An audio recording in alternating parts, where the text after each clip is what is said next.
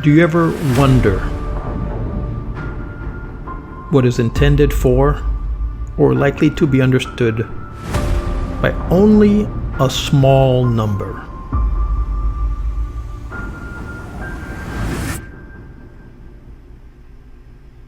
The traditional beliefs, customs, and stories of a community.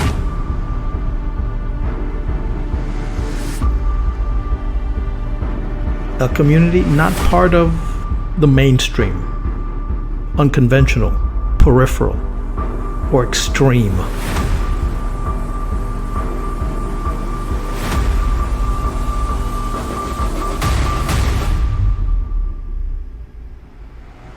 Part of an anthology, a published collection of poems or other pieces of writing.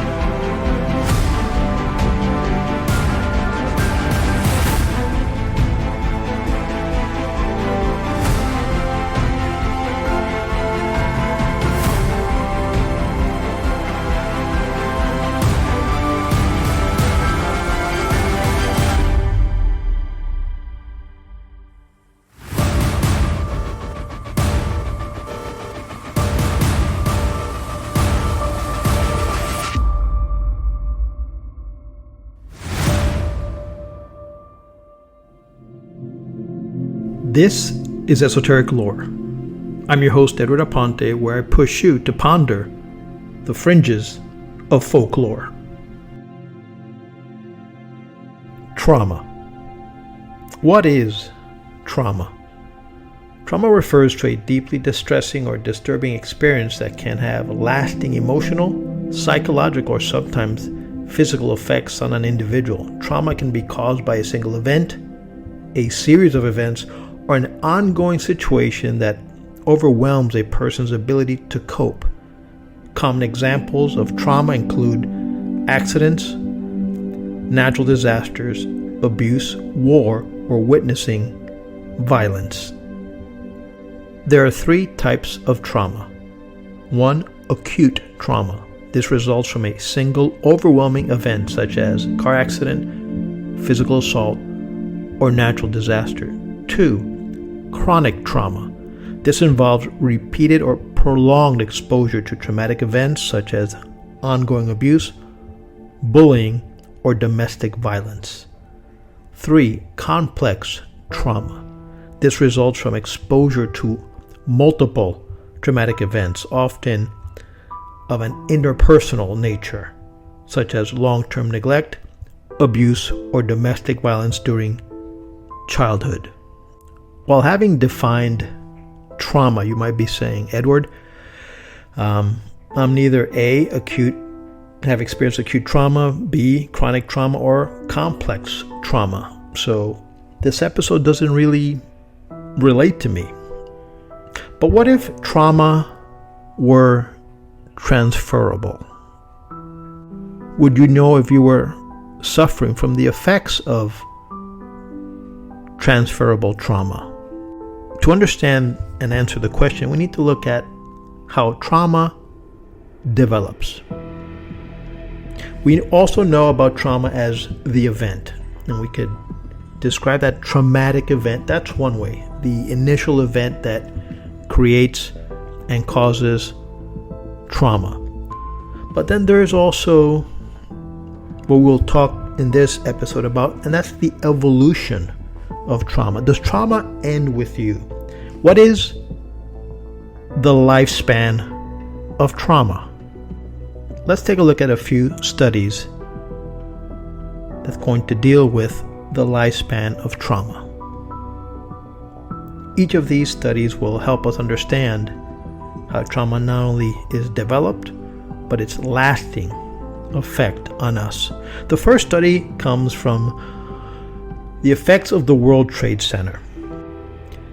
After the Twin Towers of the World Trade Center collapsed on September 11, 2001, in a haze of horror and smoke, clinicians at the Icahn School of Medicine at Mount Sinai in Manhattan offered to check on anyone who had been in the area for exposure to toxins.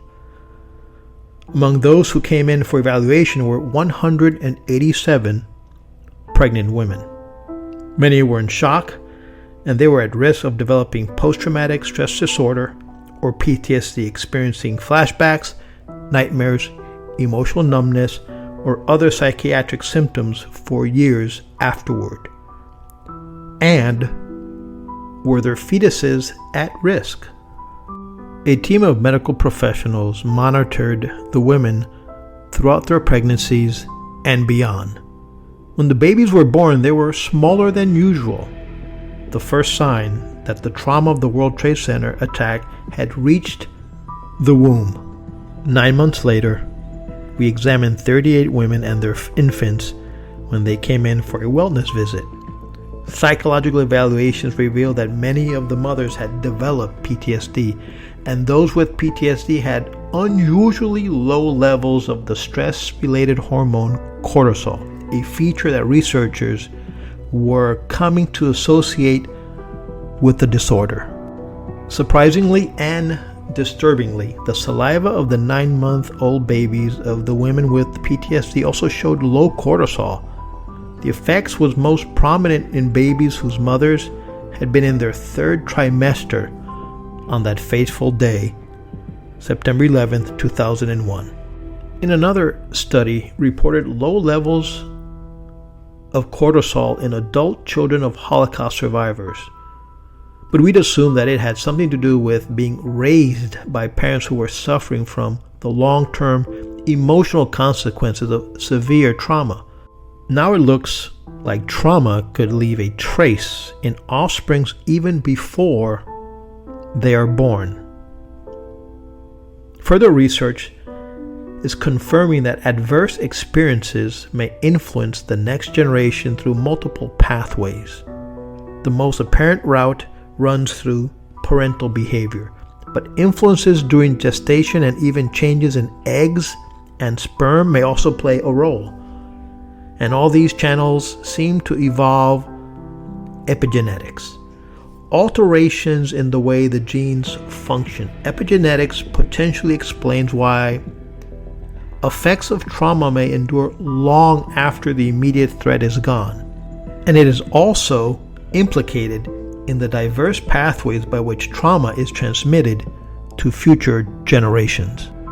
The implications of these findings may seem dire, suggesting that parental trauma predisposes offsprings to be vulnerable to mental health conditions, but there is some evidence that the epigenetic response may serve as an adaptation that might help the children of traumatized parents cope with similar adversities, or could both outcomes be possible?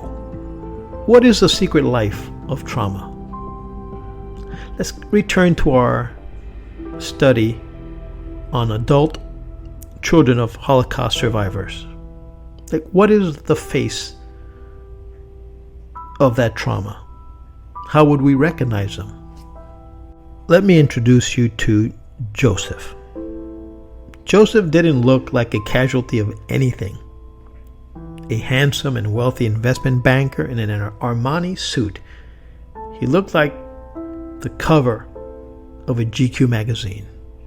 But Joseph lived each day with a vague sense that something terrible was going to happen, and that he might need to flee or fight for his life. He'd been preparing for the worst since his early 20s, keeping cash and jewelry at hand and becoming proficient in boxing and martial arts. Lately, he's been tormented by panic attacks, nightmares of persecution, possibly triggered by reports of ethnic cleansing in Bosnia.